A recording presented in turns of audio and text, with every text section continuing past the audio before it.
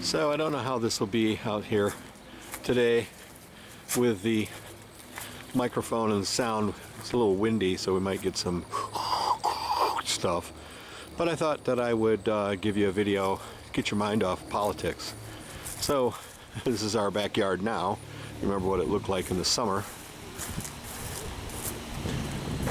Things have changed drastically. Everything's starting to die.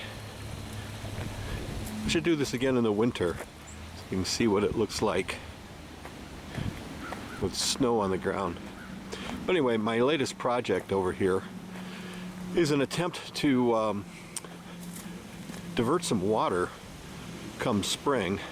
I know that sounds a bit ridiculous this time of year with it being as dry as it is, but in the spring we end up with tons and tons of water coming down through here. And what I did was I have constructed a ditch that comes from the back side of our fence over here and comes down along through here and goes over to the fence right there. And then I'll take you around in front here in a minute and I'll show you what it looks like on the other side. As I think I've described to you in the past,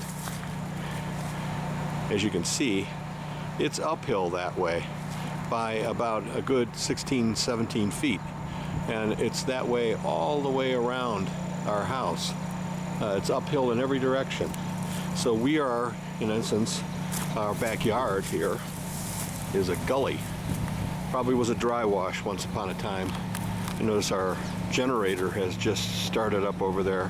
We have a whole house generator for the house, and it comes on every Wednesday and Thursday afternoon to test it out. Anyway, I'm going to go around to the front here and show you what I'm talking about on the other side. So then, now here we are around on the other side of the house. The generator's still running like crazy. Several years ago, I dug a ditch that went from the back of the house here, comes down right about there. You can see in that little pit there some white stuff. That's a Y where the current sump pump that's right over in there connects up to the drain line that runs down underneath that tree and out to my ditch over there. What that does is it diverts most of the water from the dry washes behind the house and into the ditch down here. What I'm going to be doing now, we're going to be digging a ditch following that line right there, which is going to connect me up to the last of my projects here, which is this elaborate ditch that I've constructed. That entrance right there, that pipe right there, leads to the other sump pump and sump pit. And this ditch goes all the way over here to this corner and turns and connects up to the ditch that came down through the backyard that I was showing you previously.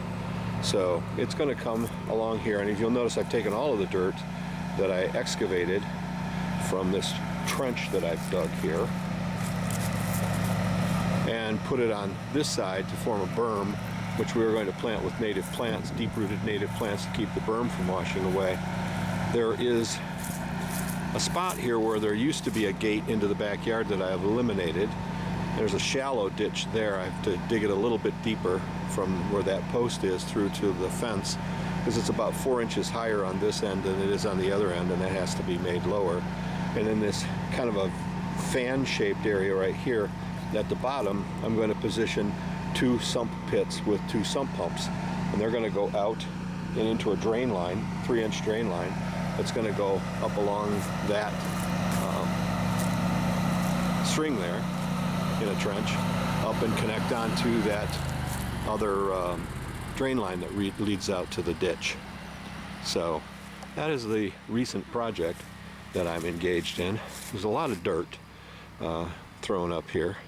The berm's probably maybe a good foot higher than the ground was, and then the trench that I dug is probably a good foot lower.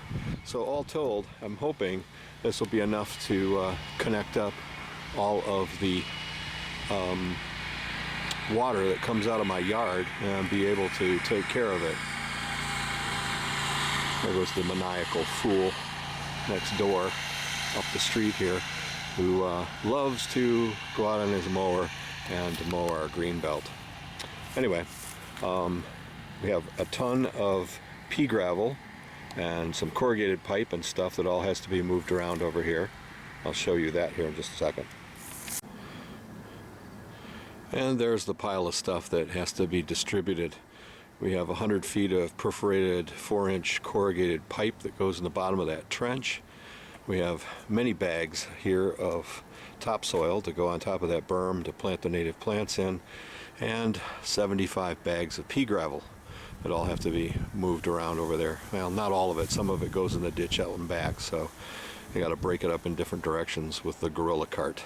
Anyway, hopefully this will keep our minds off of politics for a while. At least it'll keep mine off of politics for a little while. To quote the Donald, it'll be what it is.